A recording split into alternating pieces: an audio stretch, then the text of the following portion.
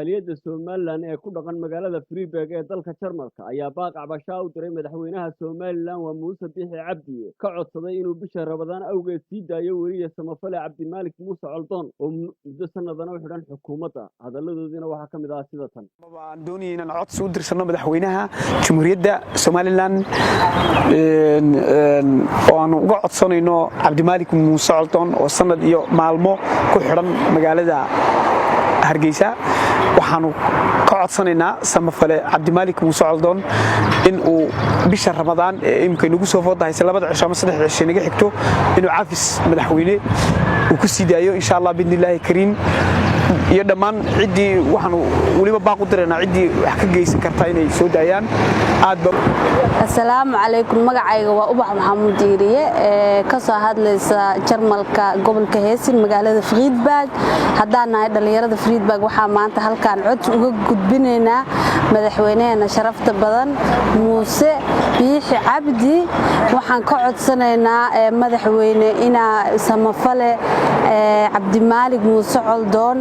xorriyadiisa siisid maqaldamo waa ilaah qof aan qaldamin ma jiro waxaan si xushmad leh madaxweyne kaaga codsanaynaa anagoo dhalinyarada soo kacaysa inaa samafale Cabdimaalik Muuse Coldoon ciyaalkiisa waa aabe u soo sideysid assalaamu maanta waxaanu halkan aanu iskugu nimid dhalinyaradeedaasi codsigaas oo aan u dirayno madaxweynaha Jamhuuriyadda Somaliland Muuse Biixi Cabdi mudane madaxweyne waxaanu ka codsanaynaa oo kaaga fadhinaa inaad sii deyso samafale Cabdimaalik Muuse Coldoon oo ah nin samafala ah bisha barakeysan Ramadaan awgeed maanta ma oranayna khalad buu galay iyo khalad muu galin anagu maanta ma lihin marka waxaanu ka codsanaynaa madaxweyne inaad sii deyso maadaama aanu nahay dhalinyaradii reer Somaliland codsigayga inaad naga aqbashaan rajaynaynaa haddii Allahu ka dhigo waan salaamayaa dhammaan shacabweynaha reer Somaliland meel kasta ay joogaan Ilaahay Ramadaanta ayna gaarsiiyo khayr iyo bash iyo barwaaqana ay nagu gaarsiiyo aad baan u salaamayaa maxaan ku leeyahay Jamhuuriyadda reer Somaliland iyo madaxweynaha iyaga Muuse Biixi Cabdi anigoo ah jaamac Qusha Cabdi Cawaale oo waliba gaar ahaaneed Haysan